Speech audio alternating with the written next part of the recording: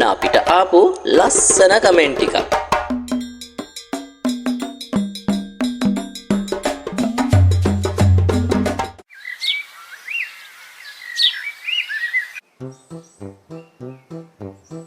කොහොමද රත්නේ? දැන් තෝරමාළු කිලෝ එකක් කීයද? කලින් වගේමයි මහත්තයා, කිලෝ එකක් රුපියල් 100යි. එහෙනම් මට එකක් දෙන්න බලන්න. වැඩිය ලොකුත් නැති මධ්‍යම ප්‍රමාණය වගේ එකක් දෙන්න. හොඳයි මහත්තයා, මෙන්න ගන්න. මොකද හිච්චා? ඔය බෑග් එක ගනින්. එහෙමයි මහත්තයා, මේ ගත්තා. මෙන්න ඔයාගේ සල්ලි.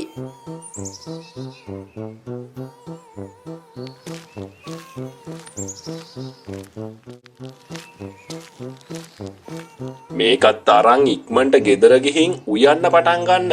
මට දැන් හොඳටම බඩගිනි. අනේ හාමු, ඒක කලින් කිව්වනම් මම කඩපොලෙන් ඔයාට මොනවා හරි කන්න ආරන් දෙනවනේ. මොනවා කවන්නද?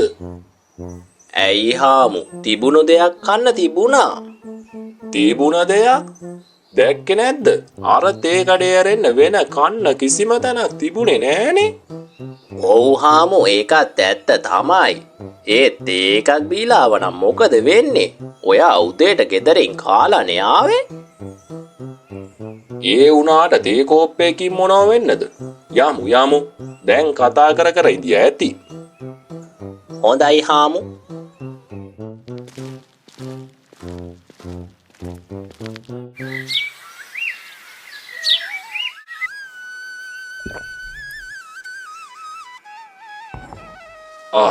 ඊච්චා, ඔයාගේ පරාට ටික නම් නියමයි. කාලා ඉවර වෙද්දි බඩට මාර සනීපයක් දැනෙනවා. ඇත්තටම හාමු, ඔයාට ඒක රසට තිබුණද? අනේ ඔව් බං, ඒක නිකන් අමෘතය වගේ. තාමත් දිවේ රස රැඳිලා තියෙනවා. හාමු, මම ඔයාට එක දෙයක් කියන්නද? කියපන් මොකද්ද? හාමු, මම කල්පනා කරා පරාට කඩයක් දැම්මොත් හොඳයි කියලා. පරාට කඩයක්? ඕ. ඇයි හදිස්සියෙම එහෙම හිතුනේ?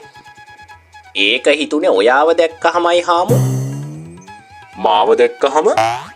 එහෙමයි. ඇයි මම මොකක් කළාද උඹට එහෙම හිතුනේ?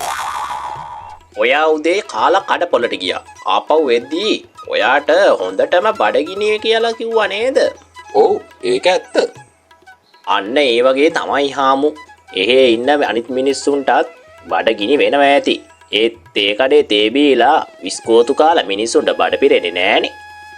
කඩපොලේ එක පරාට කඩයක්වත් නෑ. මම එතන කඩයක් දැම්මොත් හැමෝම එයි පරාට කන්න.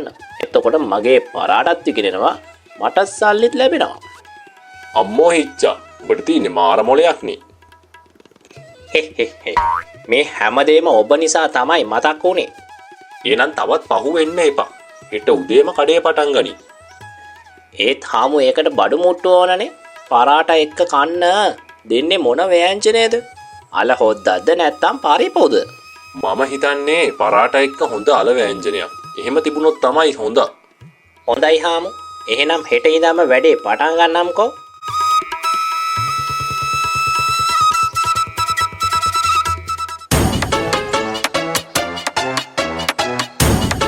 පසුදා උදෑසන හිච්චා කඩේ ඇරියත් කිසිම කෙනෙක් එයාගෙන් පරාට ගන්නාවේ නැහැ. ඔහු දුකෙන්ම ආයෙත් ගෙදර ගියා. මොකද හිච්චා, පළවෙනි දවසේ හොඳට බිස්නස් වෙන්න ඇති නේද? අනේ නෑ හාමු, පළවෙනි දවසේ කිසිම දෙයක් විකුණ ගන්න බැරි වුණානේ. ඒ මොකද? මම දන්නේ හාමු. හරි. උඹ ඕක ගැන කරදර වෙන්න එපා. හෙට බලමුකෝ. හෙට හරියාවි. හොඳයි හාමු, ඔයා කියන දේ වෙන්න කියලා මාත් ප්‍රාර්ථනා කරනවා. එන්න උදේට උණු මෙලෙක් හිච්චගේ පරාට කන්න එන්න. අලත් එක්ක තමයි තියෙන්නේ. පරාට 3ක් රුපියල් 20යි. මේ සල්ලි වලින් කාර් ගන්න බෑ, ගෙවල් හදන්න බෑ, මාස් මාළු ගන්නත් බෑ. ඒත් ඒ සල්ලි වලින් රසම රස හිච්චගේ පරාට කන්න පුළුවන්. ඔන්න ඒ කතාව අහලා මිනිස්සු පොඩි බැඳගෙන හිච්චගේ කඩේට ආවා. ඔන්න එනවා ඔන්න මිනිස්සු එනවා මගේ කතාව වැඩ කළා වගේ. කෝ බලමු මට පරාට 3ක් දෙන්න බලන්න. මේ දෙනවා.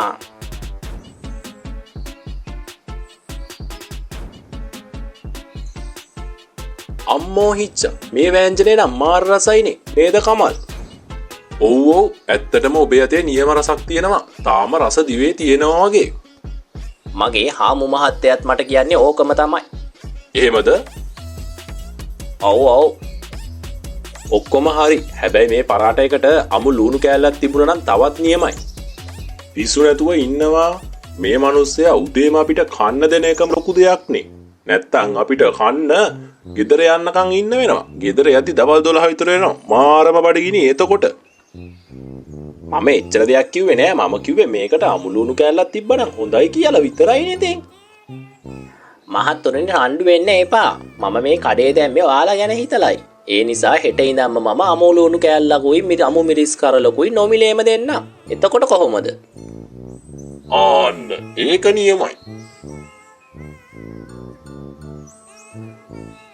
අද නම් හොඳට බිස්නස් වුණා. හහ. හාමු ඇව්වොත් ගොඩක් සතුටු වේවි.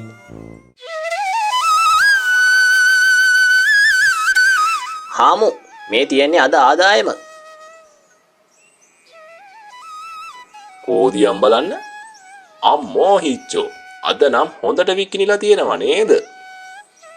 ඔව් හාමු. එහෙනම් හෙටත් උදේම ඵලයන්. අදට වඩා හෙට බිස්නස් වැඩි වෙයි. ඔව් හාමු. ඔයා එහෙම කිව්වනම් හෙට අනිවාර්යෙන්ම එහෙම වේවි. හැබැයි උයන බඩු ටික පාන්දරෙම උයලා ඉවර කරන්න ඕනේ. නැත්තම් පරක්කු වෙයි. එහෙමයි හාමු.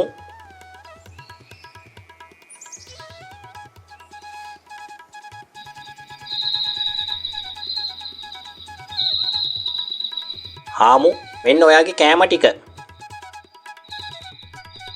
ඇයි හිච්චා ඔයා කන්නේ නැද්ද?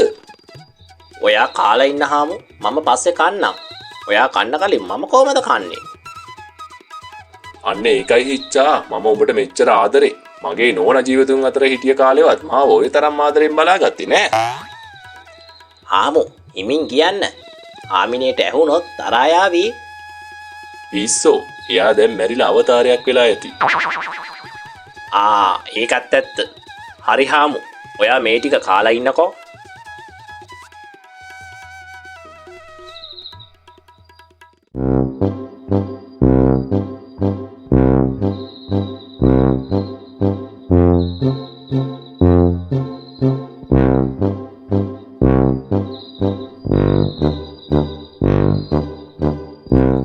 අපොයි මට නින්ද ගියානේ. තව ටිකකින් එළිය වැටෙයි. ඉක්මනට කුස්සියට ගිහින් උයන්න ඕනේ. හිච්චා ඉතින් වෙලාවක්වත් නොබලා කුස්සියට දුවගෙන ගිහිල්ලා කෑම හදන්න පටන් ගත්තා.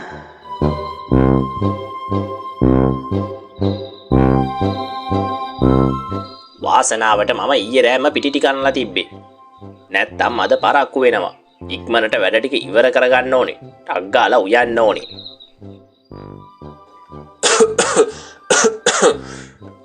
ගින්න හිච්චා ගෙදර ගිනි ගන්නවා වගේ. හිච්චා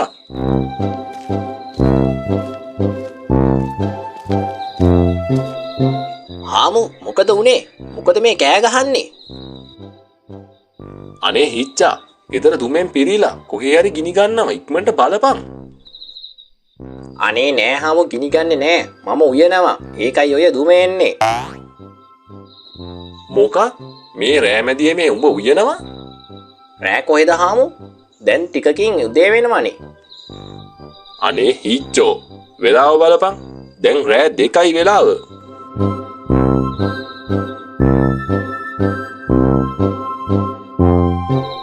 අපොයි හාමු මම ඒක කලින් දැක්කේ නෑනේ. දැන්වත් දැක්කනේ. දැන් ගිහින් නිදාගනි. මටත් නිදා ගන්න දීලා. පාන්දරම නැකිලා උයපන්. හොඳයි හාමු.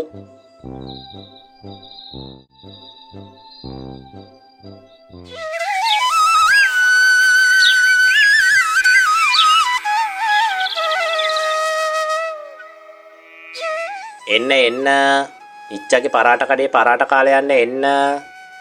අද පරාට එක්ක ලොකු අම්මිලිස් කරලකුයි ලුණු කෑල්ලකුයි නොමිලේ හම්බෙනවා. රුපියල් 20යි එන්න රස බලන්න එන්න රුපියල් 20ට වෙන මොකුත් කොහෙන්වත් ගන්න බෑ. හිච්චාගේ පරාට විතරයි රුපියල් 20ට කන්න පුළුවන්. එන්න හැමෝම එන්න. අද පරාට එක්ක ලොකු අම්මිලිස් කරලකුයි ලුණු කෑල්ලකුයි නොමිලේ හම්බෙනවා. කඩේ වටේ විශාල පිරිසක් රොක්කුණා. හිච්චගේ කඩේ ගැන හැම තැනම ප්‍රසිද්ධ වෙලා ඉවරයි.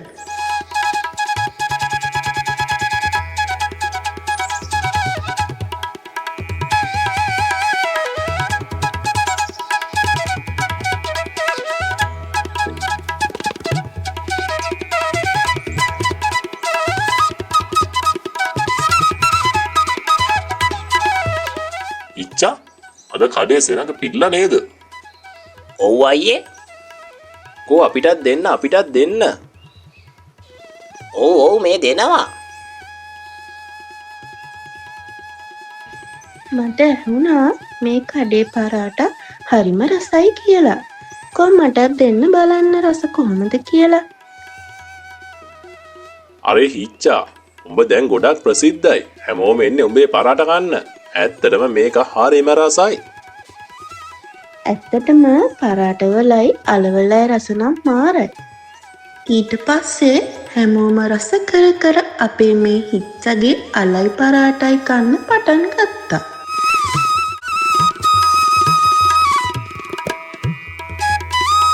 ඉච්චා බලපන් මෙන්න මගේ නැන්ද ඇවිල්ලා. දන්නවද ඇයි ආවේ කියලා?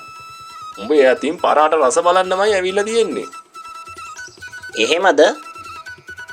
ඔව් හිච්චා අපේ ගම්වලත් උඹේ පරාට ගැන හැමෝම කතා වෙනවා. ඒකයි මමත් ආවේ රස බලන්න කියලා. ඉච්චා උඹයි උඹේ අල පරාටයි දැන් මේ මුළු පළාතෙම ප්‍රසිද්ධයි. ඉතින් යාළුවනේ ඕක තමයි කියන්නේ ඕනම කෙනෙක්ට ඕනම දෙයක් කරන්න උනන්දුව තියෙනවා නම් එයාට ඒක කරන්න පුළුවන් කියලා.